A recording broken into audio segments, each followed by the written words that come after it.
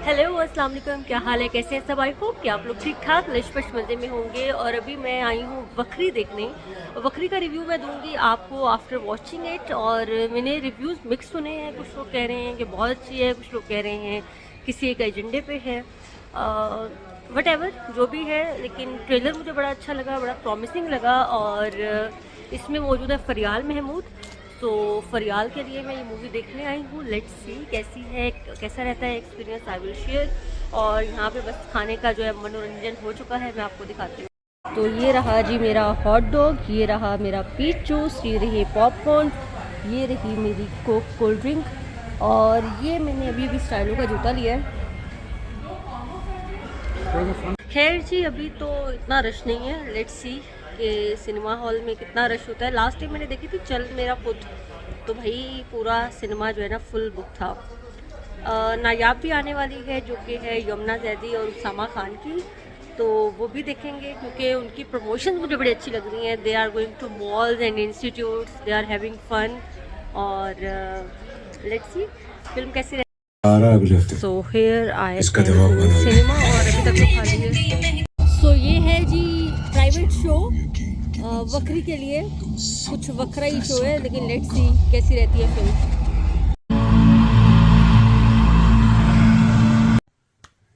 Well जी, आप लोगों को पता है कि बकरी हम देखकर आ चुके हैं। बकरी का रिव्यू जो है वो पेंडिंग था, सो आई जस्ट थॉट कि मैं भी रिकॉर्ड करूं और फिर मैं आपको बताऊं कि आप लोगों को देखनी चाहिए या नहीं।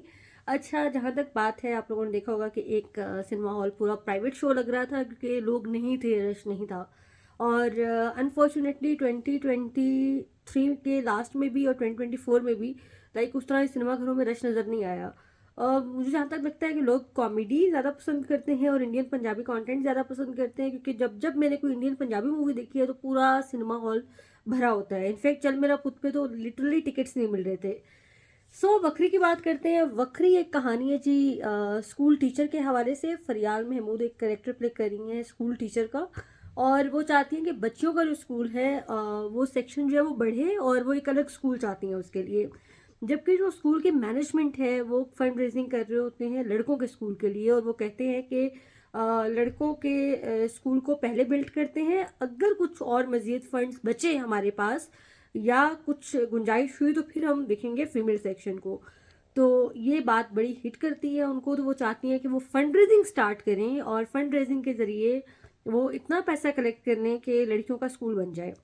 क्योंकि उसमें मुख्तलिफ करेक्टर्स दिखाते हैं कि लड़कियों के क्या ड्रीम्स हैं, कोई साइंटिस्ट बनना चाहती हैं और वो सब चीज़ें।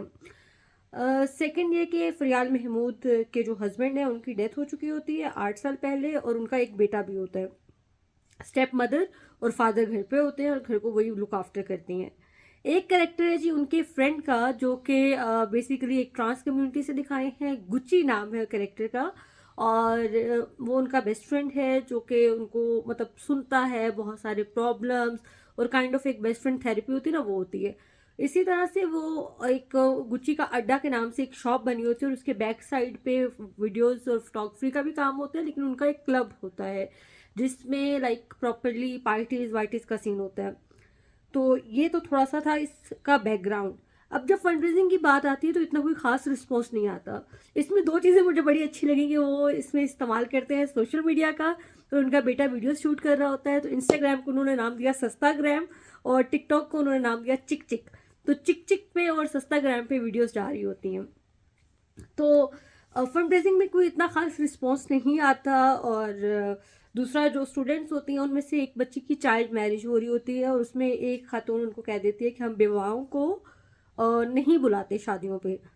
तो ये बात उनको ज़्यादा हिट करती है, इमोशनल होती हैं। बीच में कुछ सीन्स ऐसे हैं कि वो अपने हस्बैंड की कब्र पे जाके रोती भी हैं। घर के भी बहुत सारे प्रॉब्लम्स हैं, स्टेप मदर भी हैं तो वो उस चीज़ से भी चिढ़ती हैं। तो वो वही सारे इश्यूज, वही रोना धोना, वही सब लेकर आती हैं अपने बेस्ट फ्रेंड के पास यानी गुच्ची के पास। और गुच्ची समझाता है कि भाई तेरा मसला ये है कि तू बहुत इमोशनल है और ये सब चीज़ें एक्सेट्रा एक्सेट्रा।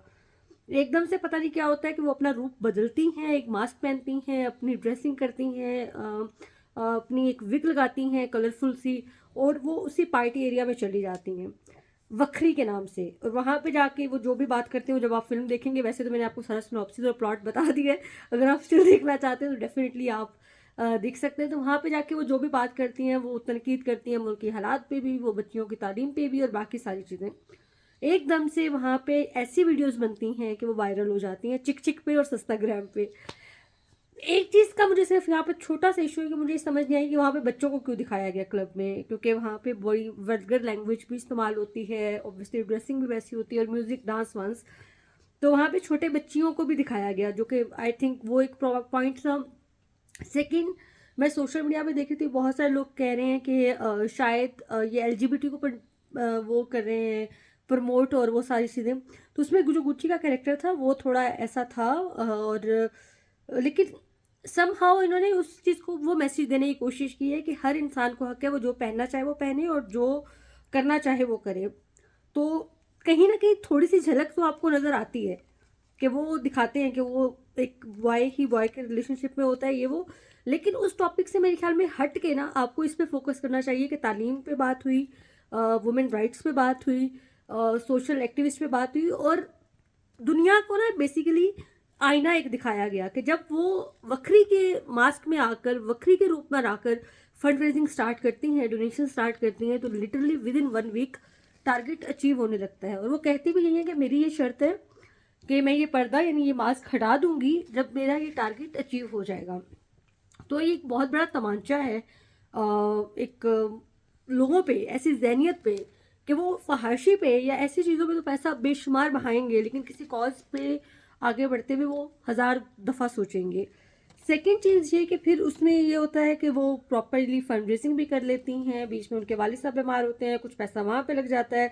बीच में एक कैरेक्टर वो दिखाते हैं चाय वाला का भी, तो वो एक जगह चाय पीने जाती है तो वो चाय वाला होते हैं और वो पूरा कुर्ता भी ब्लू श्लू दिखाया हुआ है और वो बड़ा वायरल हो जाते हैं। उसके बाद सेकंड बीच में एक आए थे ताहिर शाह, जिनका नाम उन्होंने रखा माहिर शाह, और उनका क्या था एंजल। तो वो एंजल बन के आते हैं, वो भी एक ऐड करवाते हैं तो कोई 5 लाख का चेक मिलता है वक्री को। तो वक्री की कहानी ये थी बेसिकली कि वो रूप बदल कर जब आती हैं फंड रेजिंग के लिए तब सब लोग उनको प्रमोट कर रहे होते हैं, सपोर्ट कर रहे होते हैं, लेकिन उससे पहले जब वो कॉज पे बात करती हैं तो वो बुरी लगती हैं। एनी हाउ बीच में किसी ना किसी तरह से उनका मास्क उतर जाता है, लोगों को पता चल जाता है कि ये तो असल नूर मलिक है। बल्कि पता कैसे चलता है, एक मॉर्निंग शो के जरिए, सादिया खान शो उन्होंने कहा, नादिया खान शो को, और उसी के जरिए उनका एक ID कार्ड आ जाता है और पता चल जाता है कि ये तो वही फरियाल महमूद है, वही नूर मलिक हैं जो कैरेक्टर प्ले कर रही हैं और ये इनका ही रूप है। तो वो भागती है वहाँ से और फिर उनको गोली मार देता है, कोई दुश्मन बन जाता है, क्योंकि बीच में फतवे भी आ रहे होते हैं और कहते हैं कि ये फहाशी को प्रमोट कर रही हैं, ये तो गलत बातें करती हैं और एक्सेट्रा एक्सेट्रा। तो ये कहानी थी। रिव्यू की अगर बात कीजिए तो एंटरटेनमेंट मुझे थोड़ी सी कम लगी। 92 मिनट्स की मूवी है तो लाइक बहुत शॉर्ट रही। सेकंड, इसमें कोई ऐसा अच्छा कोई गाना म्यूज़िक नहीं था, कुछ ऐसी कोई और कोई ऐसी चीज़ नहीं थी जिससे एंटरटेनमेंट मिल सके। 2-3 गाने थे लेकिन वो बड़ा सर से गुजरने वाले, मतलब ओवरऑल वो प्रमोट इसी को कर रहे थे, फेमिनिज्म को और ख़वातीन के राइट्स को बात कर रहे थे।